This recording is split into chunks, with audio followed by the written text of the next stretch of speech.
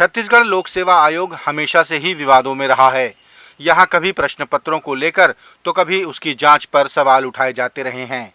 इस बार तो परिणामों पर उंगली उठाई गई और माननीय हाईकोर्ट में याचिका तक लगा दी गई।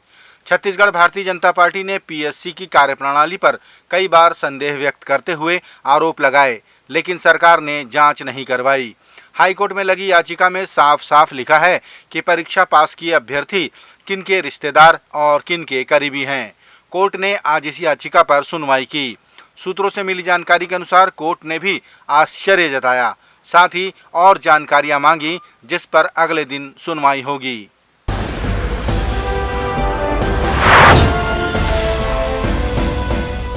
नए संसद भवन से मंजूर हुए महिला आरक्षण बिल को लेकर बयानबाजी और चर्चाओं का दौर अपने चरम पर है। कोई इसे चुनावी झुंझुना कह रहा है तो कोई इसे समर्थन भी देता नजर आ रहा है। वहीं कांग्रेस इसके पारित होने का श्रेय स्वयं ले रही है।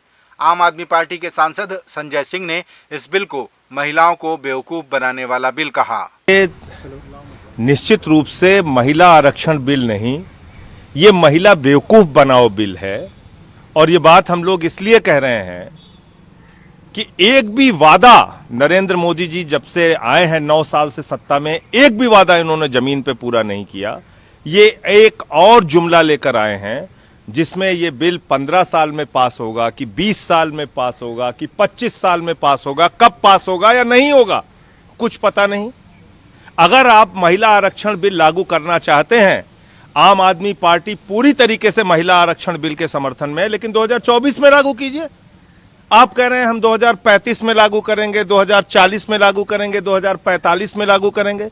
इस देश की महिलाओं को आपने बेवकूफ समझ रखा है। महिला विरोधी भारतीय जनता पार्टी ने एक और जुमला महिला आरक्षण बिल के नाम पर सामने रखा है। इधर छत्तीसगढ़ के संचार विभाग प्रमुख सुशील आनंद शुक्ला ने कहा कि 1988 में इस बिल की शुरुआत की गई थी और मनमोहन सिंह की सरकार में इस बिल को राज्यसभा से पारित भी किया गया था। 1988 में सबसे पहले स्वर्गीय राजीव गांधी जी की सरकार ने महिलाओं को पंचायत और स्थानीय निकायों में आरक्षण दिया था। उसके बाद पीवी नरसिम्हा राव की सरकार ने भी महिला आरक्षण विधेयक के बारे में शुरुआत की थी। मनमोहन सिंह सरकार ने तो इस विधेयक को राज्यसभा से पारित करवाया था और वह विधेयक अभी भी राज्यसभा में है। राज्यसभा से पारित विधेयक कभी लैप्स नहीं होता। निश्चित तौर पर लोकसभा से भी महिला आरक्षण भी पास किया जाना चाहिए। आधी आबादी को उनका पूरा हक दिया जाना चाहिए। इसमें किसी भी प्रकार की षड्यंत्र नहीं होना चाहिए कि आरक्षण बिल के नाम पे आप सिर्फ वोटों की राजनीति मत करें। ईमानदारी से महिलाओं को आरक्षण देने का प्रावधान हो। कांग्रेस पार्टी इसका समर्थन करेगी।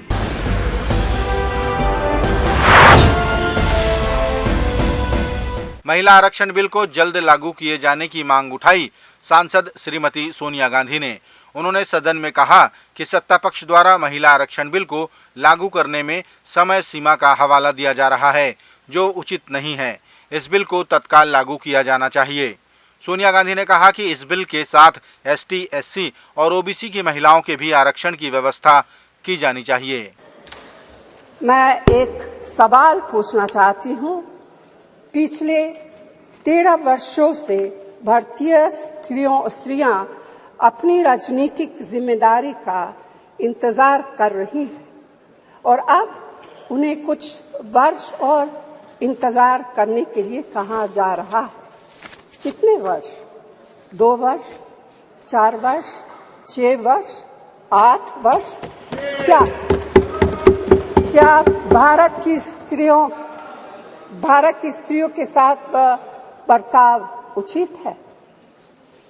भारतीय राष्ट्रीय कांग्रेस की मांग है कि यह बिल फौरन अमल में लाए जाए, लेकिन इसके साथ ही कास्ट सेंसस कराकर शेड्यूल ट्राइब, ओबीसीज की महिलाओं के आरक्षण की व्यवस्था की भी जाए।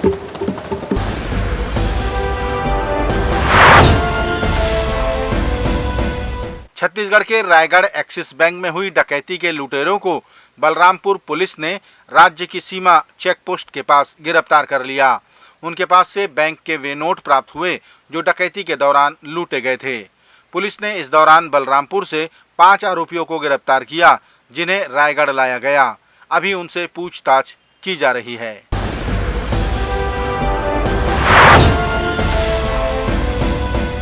बिलासपुर जिले में स्वास्थ्य सुविधा मुहैया कराने वाली 102 और 108 वाहनों को संचालित करने वाली कंपनी जीवीके का टेंडर समाप्त हो गया है और उसकी जगह नई कंपनी कैंप ने टेंडर हासिल कर लिया है।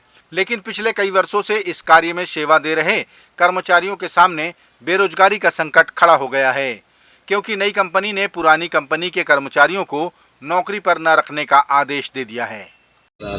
अभी 102 में ड्यूटी करते हमको 10 साल हो गया है और आज अचानक से हमारे रोजगारी को छीन ली गई है। हमारी बेरोजगार हो चुके हैं और ये इसलिए हुआ है कि ये टेंडर प्रथा है, टेंडर चेंज हो गया है।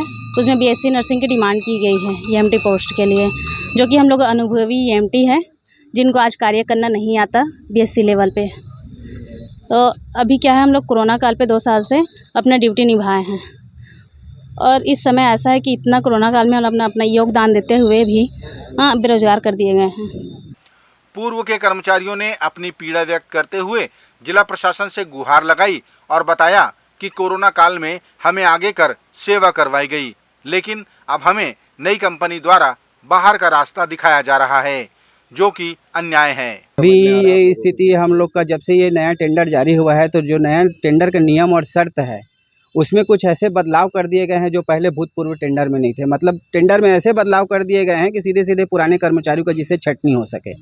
अभी अधिकारियों से आपने मिला? अभी हम लोगों ने प्रशासनिक अधिकारियों से मिलकर अपनी व्यथा बताई और अपने बात को रखते हुए हमने बात रखा कि हमारे बात को ऊपर प्रशासन में रखकर जो टेंडर की प्रक्रिया हुआ है उसको निरस्त करे और हम लोग को एक जॉब सिक्योरिटी के रूप में रोजगार दे।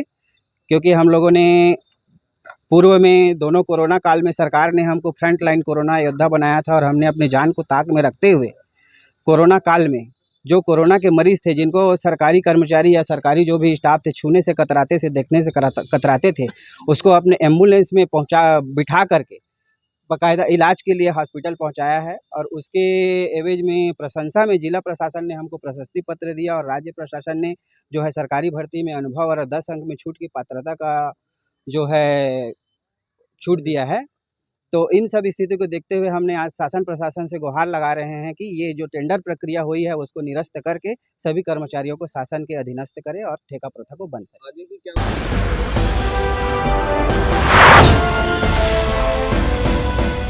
अखिल भारतीय कांग्रेस कमेटी की महासचिव प्रियंका गांधी का छत्तीसगढ़ दौरा है, जिसे लेकर भारतीय जनता पार्टी की महिला विधायक रंजना साहू ने कहा कि लड़की हूं लड़ सकती हूं का नारा देने वाली प्रियंका गांधी क्या छत्तीसगढ़ में महिलाओं पर हो रहे अत्याचारों पर संज्ञान लेंगी। महिला विधायक ने प्रश्न किया कि क्या वे मुख्यमंत्री से पूछेंगी कि छत्तीसगढ़ सरकार द्वारा महिलाओं के लिए की गई घोषणाओं और वायदों का क्या हुआ। श्रीमती प्रियंका गांधी जी, आप छत्तीसगढ़ आती हैं, फूलों की पंखड़ियों पर आप चलती हैं, लेकिन मुख्यमंत्री जी के नेतृत्व में आज छत्तीसगढ़ बहनों के अरमानों को कुचला जा रहा है। आप यदि यहाँ आती हैं, आपको सीधे सीधे मुख्यमंत्री जी को आदेश करना चाहिए कि तेलंगाना के कांग्रेस में जब अपने घोषणा पत्र में 2500 रुपए महिलाओं को देने का वादा कर सकते हैं, 500 रुपए में सिलेंडर देने का वादा कर सकते हैं, तो यहाँ पर जो आपने अपने घोषणा पत्र में वादे किए थे हमारी बहनों के साथ, हमारी विधवा बहनों के साथ, कि उनको 1500 रुपए मासिक पेंशन और साथ साथ उनको गैस सिलेंडर दिया जाएगा, वो अभी तक पूरे क्यों नहीं हुए। माननीय प्रियंका गांधी जी, मैं पूछना चाहती हूँ कि आपने अभी तक माननीय मुख्यमंत्री जी को निर्देशित क्यों नहीं किया कि यहाँ की बहनों के साथ जो अनाचार दुराचार हो रही है, यहाँ की बहनों के जो अधिकार छीने जा रहे हैं, अभी तक उस पर कार्रवाई क्यों नहीं हुई।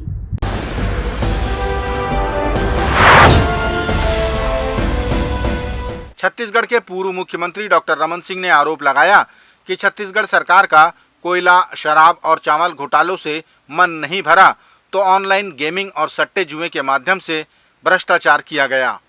पूर्व मुख्यमंत्री ने कहा कि महादेव ऐप की कड़ी खुलती जा रही है और जिसके जिसके कनेक्शन पाए जाएंगे वे गिरफ्तार होंगे। ये सारे महादेव ऐप के अंतिम रूपदार इनके ओएसडी विभाग के लोगों से जुड़ते हैं और आज ये भी है कि 160 करोड़ की संपत्ति जब्त की गई है।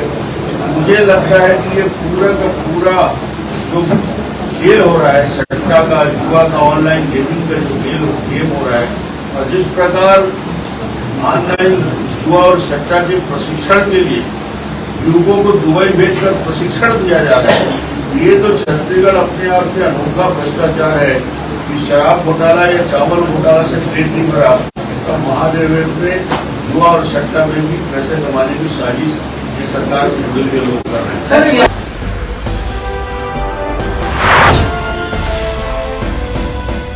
असम राज्य के मुख्यमंत्री हेमंत बिस्वा शर्मा ने छत्तीसगढ़ में सरकार द्वारा दिए जा रहे बेरोजगारी भत्ते को लेकर कहा कि जिस राज्य में 10 लाख बेरोजगार हैं और 1 लाख को बेरोजगारी भत्ता दिया जाना ठीक नहीं है। असम के मुख्यमंत्री ने कहा कि बेरोजगारों को रोजगार दो, भत्ता नहीं। उन्होंने छत्तीसगढ़ के मुख्यमंत्री और सरकार को बेरोजगारी पर अलग अलग आंकड़े पेश करने पर आड़े हाथों लिया। लेकिन बेरोजगारों को भत्ता देने का जगह में अगर हम रोजगार का स्कीम निकालते थे वो सबसे बढ़िया होता था। छत्तीसगढ़ में भूपेश बघेल जी ने अच्छा स्कीम का निर्माण किया कि घर घर जाके दारू पहुंचा दो। उसका जगह में अगर आप एक रोजगार का बड़ा स्कीम आप बना लेता था तो लोगों का कल्याण हो जाता था। ये बेरोजगारी भत्ता नहीं चाहिए, हमें रोजगार चाहिए। ये मैं बघेल जी को बोलना चाहता हूँ कि आप रोजगार का बात करो, बेरोजगार बात मत करो। 10 लाख लोग हैं, 1 लाख को बेरोजगारी भत्ता देते हो और रोजगार का कुछ बातें नहीं करते हो। साइन बोर्ड लगाते हो कि मैंने 5 लाख युवकों को रोजगार दिया, और विधानसभा में जब प्रश्न आते हैं तो अब 26,000 लोगों को 5 साल में सरकारी नौकरी दिया, 10,000 को आपने कॉन्ट्रेक्चुअल जॉब दिया। लेकिन आपका और जीडीपी, मेरा जीडीपी एक है, आपका बजट और मेरा बजट एक है। असम में हम हर माताओं का 35 लाख माताओं का बैंक अकाउंट में हम 1250 रुपया हर महीना का 10 तारीख डालता हूं। जो वादा किया चुनाव का समय कर दिया।